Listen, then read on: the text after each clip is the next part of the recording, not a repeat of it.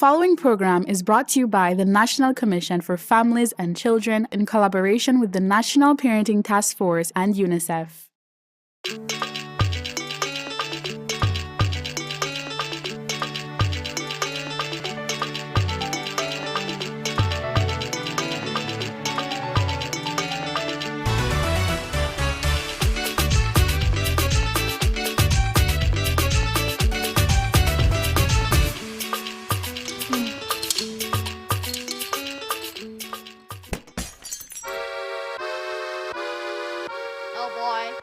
Christian, how many times have I told you not to play ball in the house? Didn't mean it, Mom.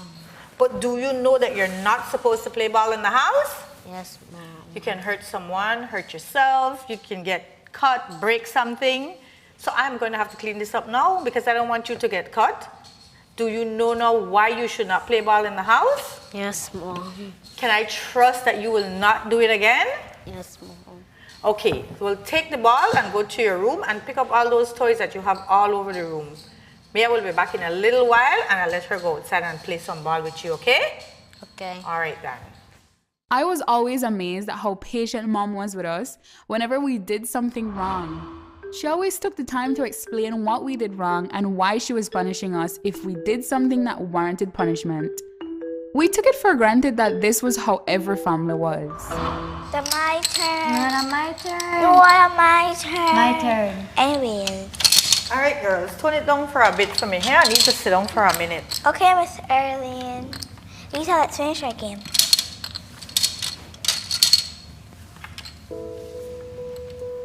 What happened to your arm, honey? Oh, Mama beat me with a stick because I never did the dishes. Ouch, that looks painful. It was when I first got it, but it doesn't hurt anymore. Mama beat me all the time. I don't used to it.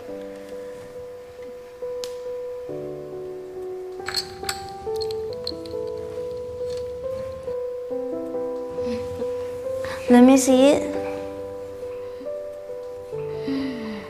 Wow, my mom doesn't beat me. What if you just starting bad and never starting what you told? Well, it depends. She would just scold me or send me to my room. One time I hit Chris really hard on his head that it left a bump.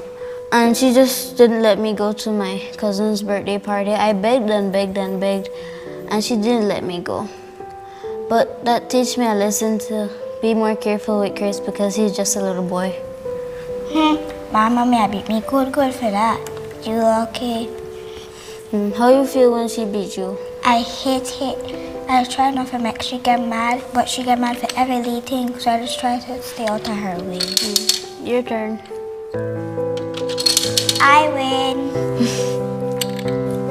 Again. This incident of abuse really bothered my mom. It was very difficult for her to hear Michelle talk about getting beaten in such a matter-of-fact manner. Mom was very close to Miss Sharon and could not imagine that she was hitting her children like that. Mom could not ignore the situation. Hello. Hi, Sharon. How you doing? Yeah, like right here. Still a look for your jobs. Didn't you get one at that restaurant? Yes, Arlene, but they closed down because business just too slow. Oh my, sorry to hear that. Sharon, you mind coming over after lunch? I want to talk to you about something. Sure, I will come this evening. Okay then. I want to see you then. Okay, thanks. Bye. Okay, girl. Bye. Thanks for coming, Sharon. Girl, sorry to hear that you still don't have a job. Girl, since I lose my job at Tourist Village, I try everything. You know, I'm going to get the lead ends, the hours, but since then shut down because things just really slow. Can't really get nothing else. I don't want the cleaning, but it's just not enough. Things really expensive, especially when I pick at home. But Winston not help? Winston? Girl, ever since me and Winston broke up, I have to beg Winston for help with the one picnic. I need my own job. I can't depend on Winston. It's rough. I understand that I have a job, but things still rough. I get one pay cut, and I had to put in internet for the picnic so that I could do their schoolwork. And having the children at home all day, that's very expensive. The expenses just keep adding up. Not even start on picnic. I tired of the crowd what I have over there.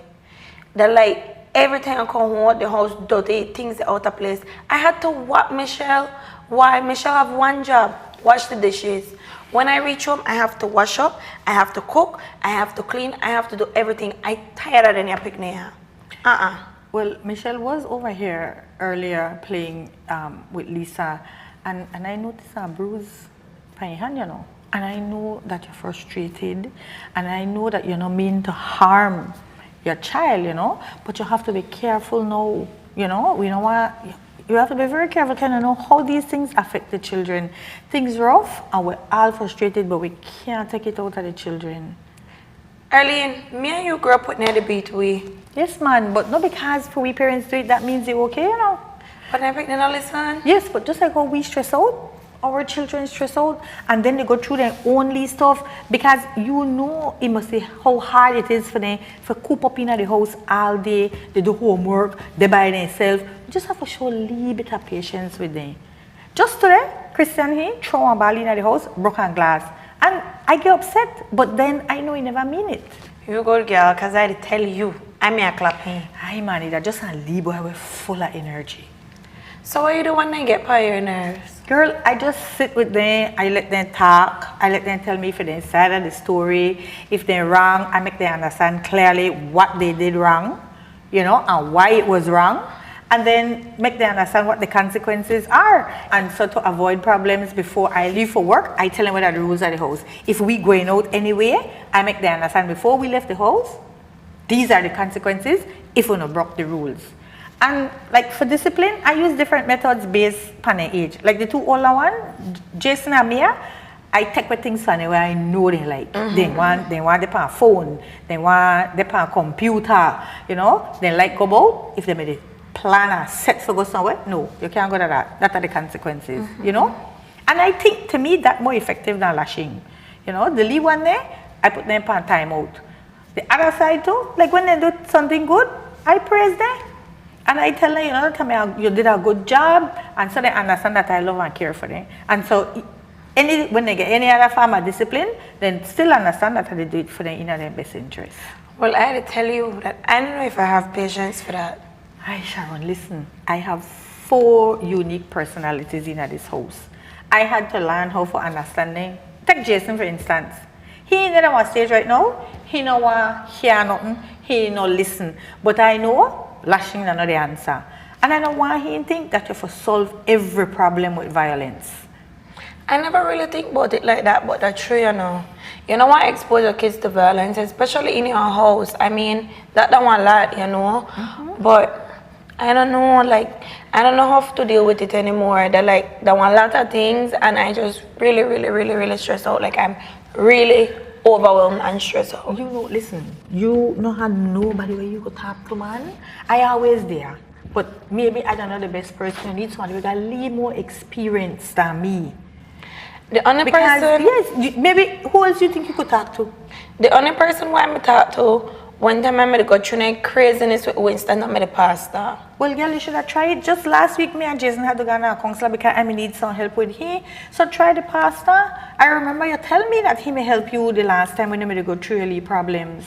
But Erlene, I know I'm going to church a long time. That no matter, man. He your pastor, he will understand. Sharon, you go through that, you know. Give her one call and talk to her.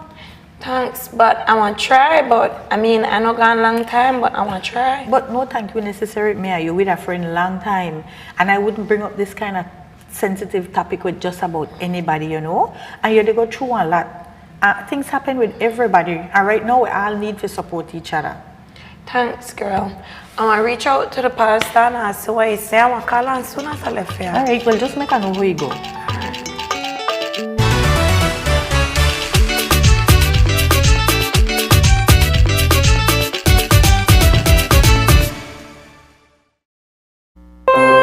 Okay, let's talk about something that is illegal: the sexual exploitation of children, or in simpler terms, children being encouraged to perform sexual acts in exchange for money or favors. The sexual exploitation of children happens every day around our schools, playgrounds, and even our homes. Sexual predators are preying on our children. These sugar daddies and sugar mamas are destroying our children, our society, and our future. Let's be clear. Sexual activity with a child in exchange for any compensation, such as money, gifts, food, or other benefits, is a crime and liable to imprisonment for 12 years to life. Anyone involved in the sexual exploitation of children, directly or indirectly, is officially a middleman and also liable to imprisonment for 12 years. Encouraging or even allowing the sexual exploitation of children is a serious crime. If anyone knows of children being sexually exploited, report them to the Department of Human Services at 0800 PROTECT. No more sugar daddies or sugar mamas.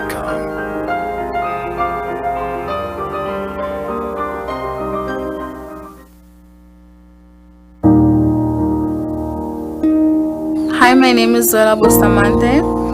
I'm 16 years old. I was sexually abused. While this makes me a victim, what I really am now is a survivor. And I'm here to share my story with hope of reaching other young women and girls that you aren't alone, and if something like this ever happens, you can get help too. I was 13 years old when I was sexually abused by my father, and he threatens me if I told anyone. One day I moved to my grandparents' house, which I fell down, got hurt, and I ended up at the hospital.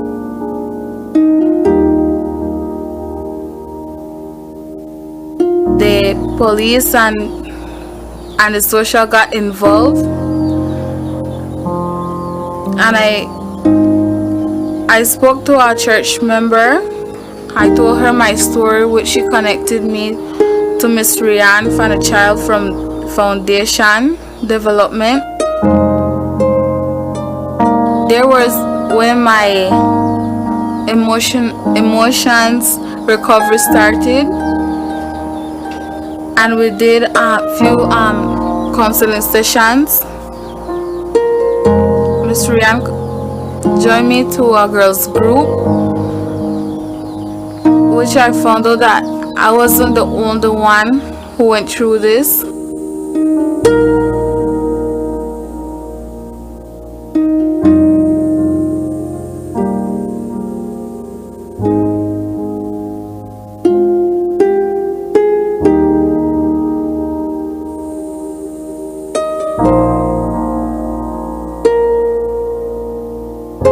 Remember, don't be afraid to get help, because you don't need to stay in an abusive situation.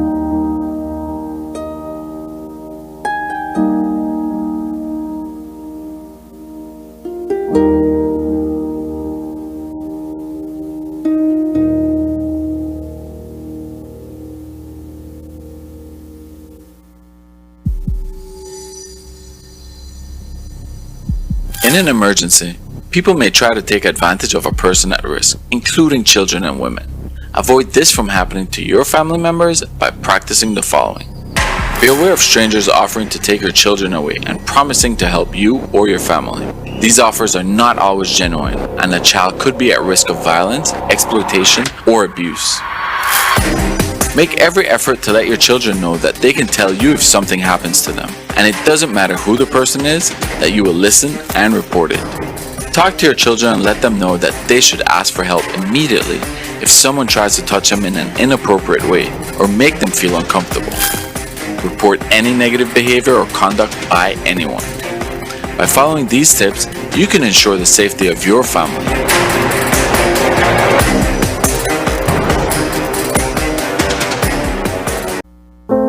What is consent, and how does it apply to sex? When it's about giving permission for sexual activity, it's quite simple and clear. No one under the age of 16 can legally give permission for or agree to any sexual activity. Period. It's illegal. Unlawful sexual intercourse. Get it? Consent also cannot be given under force or deceit, so lying to get consent or forcing someone to have sex, that's not consent. Oh, and people with mental disabilities cannot give consent either.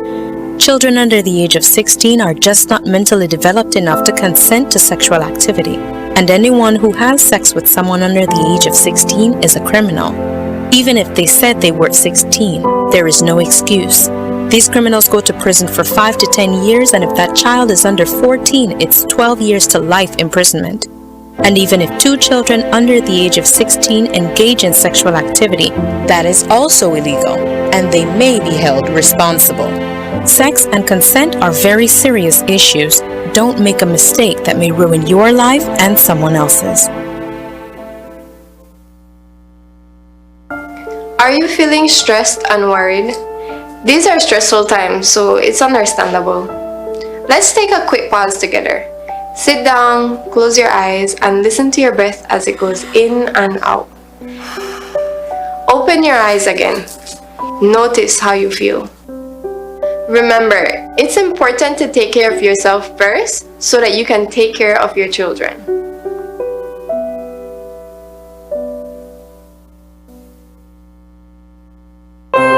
So, let's talk about the sexual exploitation of children, or, in simpler terms, children being encouraged to perform sexual acts in exchange for money or favors. Parents, guardians, children, Belize. The sexual exploitation of children happens every day, around our schools, playgrounds, and even our homes. This is a fact. Sexual predators, even some your children trust, are convincing your children that it's okay to have sexual relations in exchange for money, gifts, food, or other benefits. But it is not. Know that any person who has knowledge and encourages or allows this sexual exploitation commits a serious crime and is liable to imprisonment for 12 years, even other children over the age of 12. Wake up! Your children deserve more than this. They depend on you to keep them safe. Protect them from this disgusting trade and report any persons sexually exploiting and abusing children directly or indirectly to the Department of Human Services at 0800 PROTECT. Children, if anyone touches you or makes you touch them in a way that makes you feel uncomfortable and offers you money, food, gifts, or favors, know that they are doing something wrong and illegal to you. Stay away from them and report them to a trusted adult or call the Department of Human Services at 0800 PROTECT. There are other ways to get help. No more sugar daddies or sugar mamas. We can all do our part. Belize, let's protect our children.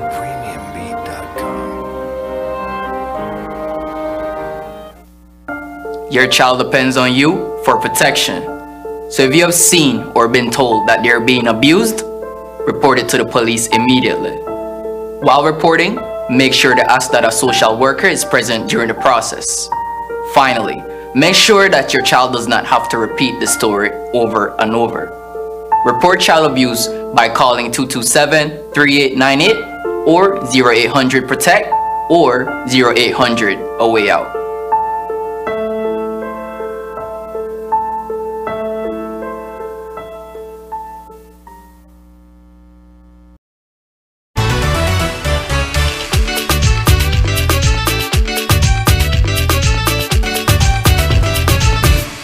I never knew the details of the talk Mom had with Miss Sharon because we wouldn't dare get involved in grown-up conversations.